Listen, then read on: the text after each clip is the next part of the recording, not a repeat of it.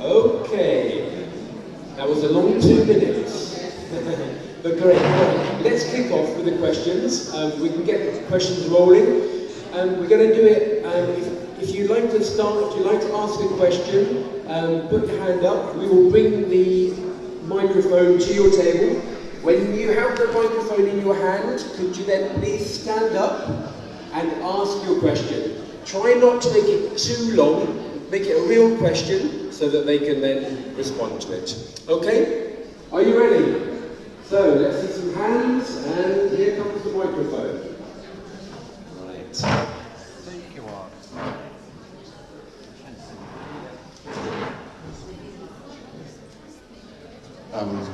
We don't have one question. We've got 5 questions. One at a time. One, and then we'll change. One. So, the first question is, what's in AI for SEND learners? Any apps or platforms that cater for SEND learners? Those who have dyslexia, dyscalculia, with learning disabilities and learning difficulties, and of course with an eye for inclusion and differentiation in particular.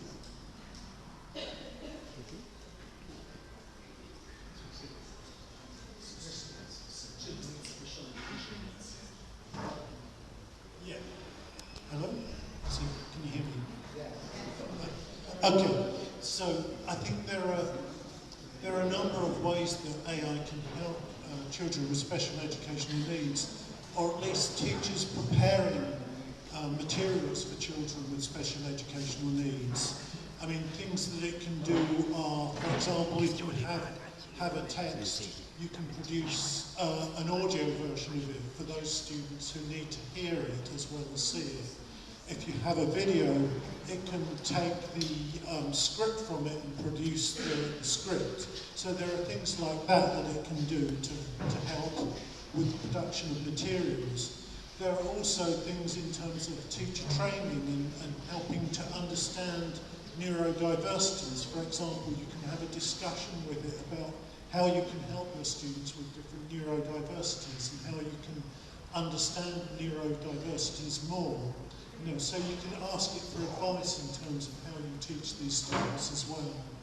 And of course, you know, students have the opportunity to interact with it so that it doesn't just have to be through text, they don't have to be able to type, they can speak to it as well. So there are a number of ways, but a lot really depends on in what way your student is neurodiverse and what they need support with, really. But it can help you adapt to those different things.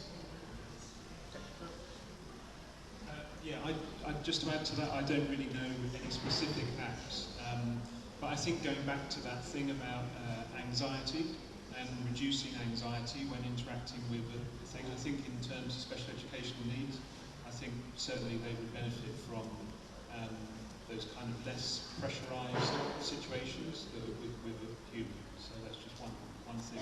Research has shown that it reduces anxiety. So.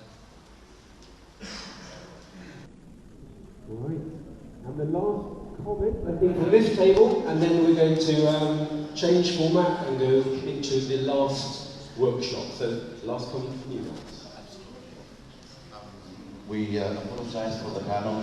We are not supposed to answer. We are supposed to ask questions. No, I'm happy and proud my colleagues have thought of some possible answers to some of the interrogations that have been raised here.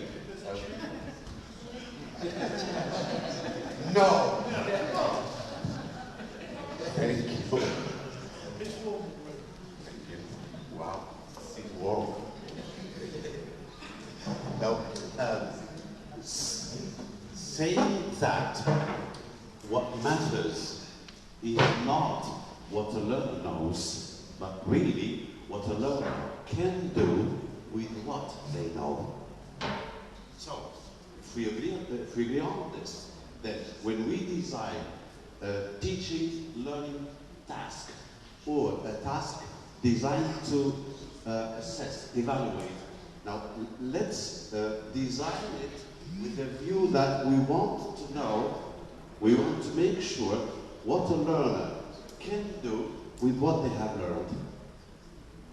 And then Camille in particular and I, we devised a formula, an equation.